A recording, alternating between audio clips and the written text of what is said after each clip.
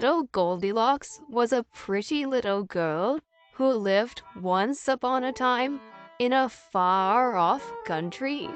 She was rather a mischievous little maid and could not resist teasing her pets. So, one of them scratched her, and then she would no longer play with them. She got up and trotted away into the wood behind her mother's house, and it was such a warm, pleasant day that she wandered on and on until she came into a part of the wood where she had never been before. Now, in this wood, there lived a family of 3 bears. The first was a great big bear. The second was a middling-sized bear, and the third was a little teeny tiny bear. And they all lived together in a funny little house. Goldilocks stopped when she came to the bear's house and began to wonder who lived there. "I will just go in and see," she said, and so she did. But there was no one there, for the bears had all gone out for a morning walk, whilst the soup they were going to have for dinner cooled upon the table. Goldilocks was rather hungry after her walk, and the soup smelled so good that she began to wish the people of the house would come home and invite her to have some. But although she looked everywhere, under the table and into the cupboards, she could find no one, and at last she could resist no longer, but made up her mind to take just a little sip to see how the soup tasted.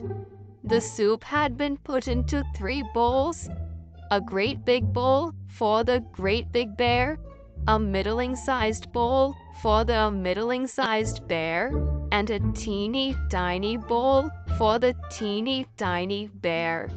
Besides each bowl lay a spoon, and Goldilocks took one and helped herself to a spoonful of soup from the great big bowl. It was so hot with pepper that it burned her mouth. Still, she was very hungry, so she thought she would try again. This time she took a sip of the middling-sized bear's soup. But she liked that no better, for it was too salty. But when she tasted the teeny tiny bear's soup, it was just as she liked it. So she ate it up every drop without thinking twice about it. When she had finished her dinner, she noticed 3 chairs standing by the wall. One was a great big chair, and she climbed up on that and sat down. Oh dear, how hard it was! She was sure she could not sit there for long. So she climbed up on the next, which was only a middling-sized chair, but that was too soft for her taste. So she went on to the last, which was a teeny tiny chair, and suited her exactly. After a while, she got up and began to wonder what she should do next. There was a staircase in the bears' house, and Goldilocks thought she would go up it and see where it led to. So up she went, and when she reached the top, she realized it was the bear's bedroom. In the middle of the room stood a great big bed. On one side of it, there was a middling-sized bed, and on the other side, there was a teeny tiny bed. Goldilocks was sleepy, so she thought she would lie down and have a little nap. First, she got upon the great big bed, but it was just as hard as the great big chair had been. So she jumped off it and tried the middling-sized bed, but it was so soft that she sank right into the feather cushions and was nearly smothered. "I will try the teeny tiny bed," she said, and so she did, and it was so comfortable that she soon fell asleep. Whilst she lay there, dreaming of all sorts of pleasant things, the three bears came home from their walk very hungry and quite ready for their dinners. But oh, dear me, how cross the great big bear looked when he saw his spoon had been used and thrown under the table. "Who has been tasting my soup?" he cried in a great big voice. And who has been tasting mine?" cried the middling-sized bear in a middling-sized voice. "But who has been tasting mine and tasted it all up?" cried the poor little teeny tiny bear in a teeny tiny voice, with the tears running down his teeny tiny face. When the great big bear went to sit down in his great big chair, he cried out in his great big voice, "Who has been sitting on my chair?" And the middling-sized bear cried in a middling-sized voice, "Who has been sitting on my chair?"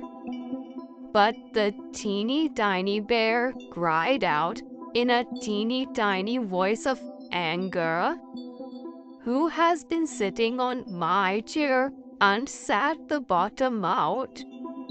By this time, the bears were sure that someone had been in their house quite lately, so they looked about to see if someone were not there still. There was certainly no one downstairs, so they went up the staircase to their bedroom.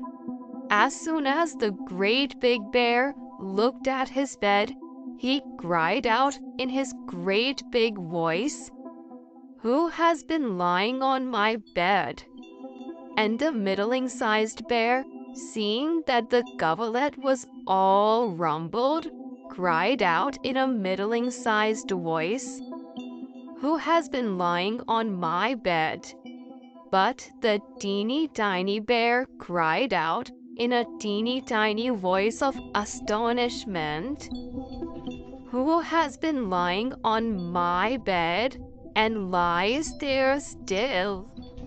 Hearing the three bears, Goldilocks woke up and was very frightened to see them standing beside her.